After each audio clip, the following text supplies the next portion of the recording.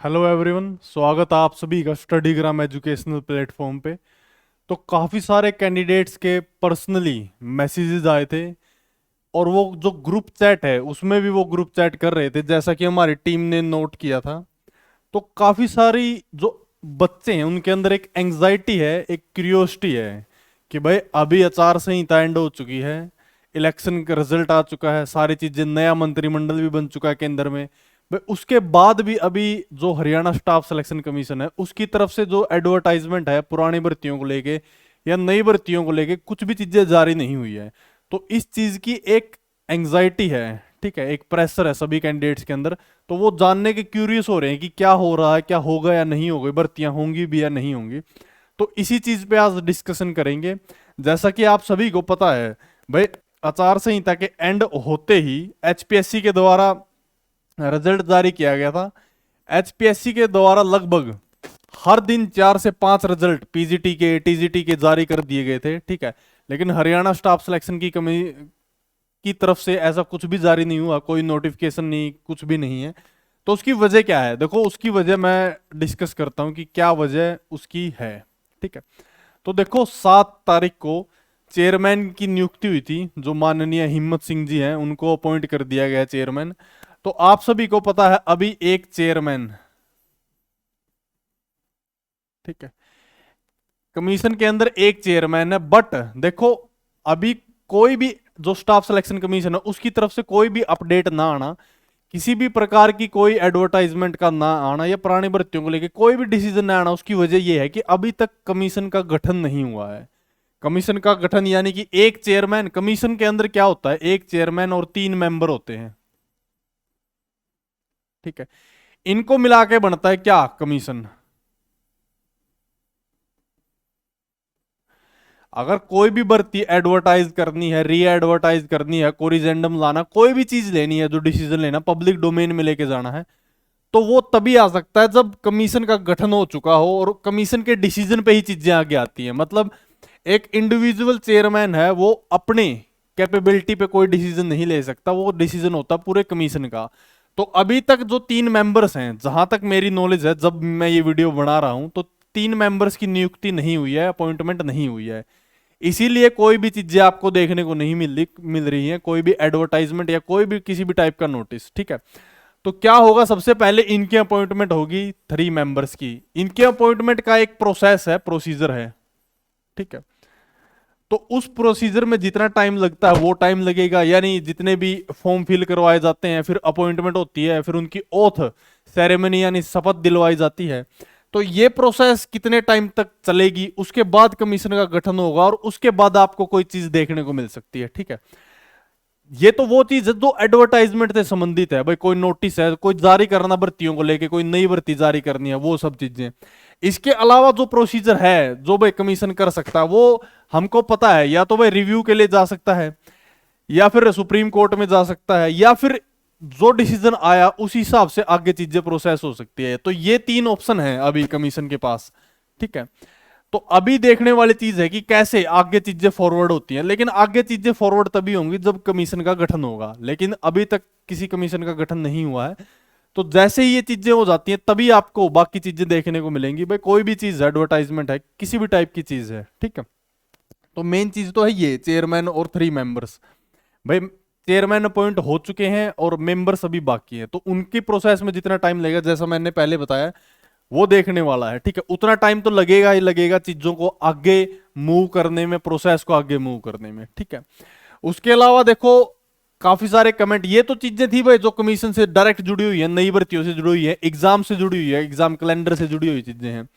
इसके अलावा काफी सारे डाउट थे कैंडिडेट्स के, जैसे कि ग्रुप डी को लेके, ठीक है। देखो, ग्रुप डी पे एक डाउट बार बार आ रहा है कि ग्रुप डी पे भी किस चीज का कोई असर पड़ेगा का। देखो, ग्रुप डी बिल्कुल सेफ है, तो किसी भी कैंडिडेट को घबराने की जरूरत नहीं है, ग्रुप डी बिल्कुल सेफ है, ठीक है। क्योंकि सारी की सारी चीजें हुई हैं सीईटी प्री पे, तो प्री का उसमें कोई लेना देना है ही नहीं, ग्रुप डी का एक अलग से एग्जाम हुआ था, तो इसलिए उसमें उसका कोई लेना देना नहीं है। Group D is totally safe, ठीक है। और ग्रुप डी की अगर बात करूं तो नया रिजल्ट आएगा, उसमें जितने कैंडिडेट बाकी हैं उनके साथ ही और कैंडिडेट को भी मौका मिलेगा, क्योंकि बहुत सारे कैंडिडेट थे जिन्होंने ज्वाइन नहीं किया है, ठीक है। तो ये तो थी ग्रुप डी को लेके। इसके बाद बात करते हैं टीजीटी की, ठीक है। देखो सेम चीज टीजीटी की है, बट टीजीटी में भी कोई इश्यू नहीं है, ठीक है, रिजल्ट को जारी करने में, ठीक।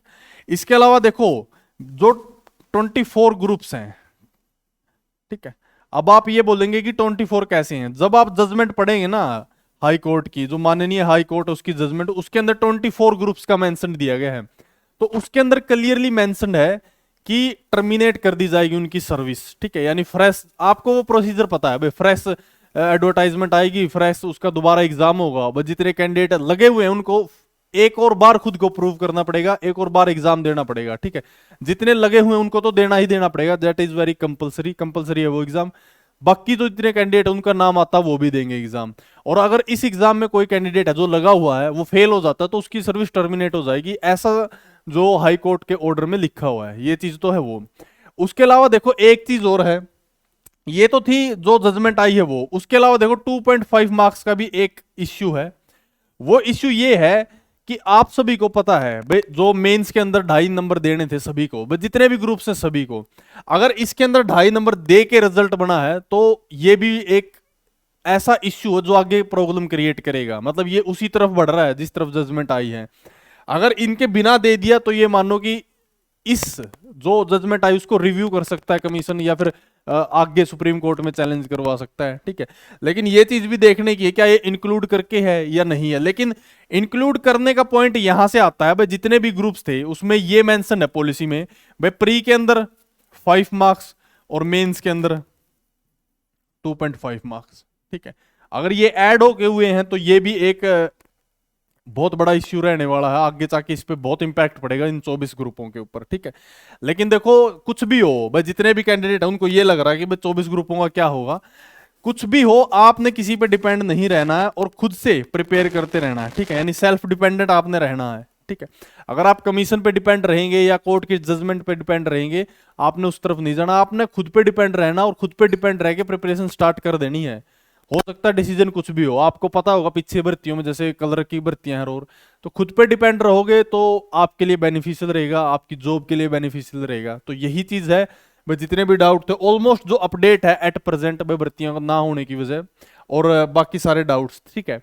इसके अलावा देखो एक चीज है, एक चीज आप एज ए अपील ले सकते हो भाई, आपको पता है सोशल मीडिया एक पावरफुल टूल है भाई, आपकी बात जो जितनी भी सिटीजन्स हैं उनकी बात गवर्नमेंट तक पहुंचाने का एक टूल है, क्योंकि गवर्नमेंट भी अपनी बात सिटीजन्स तक पहुंचाती है गुड गवर्नेंस के थ्रू, ई गवर्नेंस के थ्रू, तो सेम चीज आप कर सकते हैं। तो एक चीज है, जैसे ये कमीशन है, ये तो मेंबर्स चेयरमैन हुए, ठीक है, कमीशन का गठन हुआ, लेकिन सिर्फ यही नहीं होती, इसके अलावा भी एडमिनिस्ट्रेटिव जो मशीनरी होती है, यानी स्टाफ बोल देता हूं मैं आसान भाषा में, आपको समझ में आएगा, तो स्टाफ उसका भी अहम रोल होता है किसी भी भर्ती को निकालने में, उनका भी एक योगदान होता है। तो एक चीज है भाई, आप अपने जितने भी आपके सोशल मीडिया हैंडल्स हैं वहां से एक स्टार्ट कर सकते हो, एक चीज भाई, एक थ्रस्ट लगा सकते हो आप गवर्नमेंट को कि भाई उनको जो ये यहाँ पे स्टाफ है इनको अकाउंटेबल किया जाए, कि भाई मान लेते कोई भी एडवर्टाइजमेंट आती है, कोई भी एडवर्टाइजमेंट आती है, तो एडवर्टाइजमेंट अपलोड होने से पहले उसको रिव्यू किया जाए, क्योंकि बाद में आप सभी को पता है बहुत सारे उस पर चैलेंज होती हैं एडवर्टाइजमेंट, भाई क्वालिफिकेशन कुछ लिख के होती है, फिल कोई और कर देता है, उसमें टाइम ड्यूरेशन बहुत लग जाती है। तो यहाँ पे ऐसा हो कि ये स्टाफ है ये अकाउंटेबल हो, अकाउंटेबिलिटी होगी तभी रिस्पॉन्सिबिलिटी बढ़ेगी, यानी अगर कुछ गलत हो जाता है तो इनको अकाउंटेबल ठहराया जाए, ठीक है। तो जितने भी स्टाफ यहाँ पे वर्किंग में है तो उनको अकाउंटेबल बनाया जाए, ताकि वो इसको अच्छे से पढ़ें, रिव्यू करें, एक एक पॉइंट से गो थ्रू हो, ताकि ये बाद में दिक्कत ना हो, क्योंकि कोरिजेंडम बाद में आते हैं, उससे पहले कि ऐसा कुछ हो जाए कि कोरिजेंडम आने का नौबत ही ना पड़े, ठीक है। तो ये चीज है, आप ये चीज अलग अलग अपने सोशल हैंडल से अलग अलग जितने भी मिनिस्टर्स हैं उनको टैग कर सकते हैं कि भाई जो स्टाफ भी है उनको अकाउंटेबल बनाया जाए, या फिर कुछ स्टाफ को रिप्लेस किया जाए। रिप्लेस का मतलब है कि उनमें से कुछ स्टाफ ऐसा हो जो डायरेक्ट सीएस ऑफिस से यहाँ पे बैठे और इस चीज को मॉनिटर करे, तो ये भी एक तरीका है जिससे चीजें आगे स्मूथली हो सकती हैं, ठीक है। तो ये जितने भी पॉइंट्स हैं ये आप पहुंचा सकते हैं जब भी आप किसी मंत्री को मिलते हैं, क्योंकि इलेक्शन का दौर है, जितने भी मंत्री हैं या फिर कोई भी पॉलिटिकल पार्टी से जुड़ा हुआ है तो आप उसको देखते होंगे अपने आसपास, तो वहां आप अपना पॉइंट यहाँ पे रख सकते हैं कि भाई ऐसी चीजों को रेक्टिफाई या करेक्ट किया जा सकता है, ठीक है। और इससे स्मूथनिंग मिलेगी चीजों की और हेल्प करेगी इन द एंड किसको, कैंडिडेट्स को ही, यानी आपके हमारे सभी के फायदे की है ये चीज। तो आप इससे जुड़िए और ऐसी चीजें आपको और भर्ती को आगे ले जाने में हेल्प करेगी, जल्दी से ज्वाइनिंग तक पहुंचने में हेल्प करेगी। ठीक है, तो ये अपडेट थी सीईटी को लेके। इसके अलावा भी अगर आपका कोई डाउट बच जाता है किसी भी टाइप का, तो आप कमेंट सेक्शन में कमेंट कर सकते हैं, हमारी पूरी टीम डेडिकेटेडली उसको रिप्लाई जरूर करेगी। और आप टेलीग्राम और व्हाट्सएप ग्रुप ज्वाइन कर सकते हैं, डिस्क्रिप्शन के अंदर उनका लिंक है। ठीक है, और जितने भी कैंडिडेट है जो हरियाणा पुलिस की तैयारी कर रहे हैं या सीईटी 2024 की तैयारी कर रहे हैं, वो जो 80 प्लस की क्लास है सीरीज हमने चला रखी है, वो ज्वाइन कर सकते हैं। हर शाम को 7 से 8 बजे तक लाइव क्लास होती है, वो उसको ज्वाइन कर लें। ठीक है, तो इस वीडियो में यही। So this is all in this video. Thanks for watching. Thank you.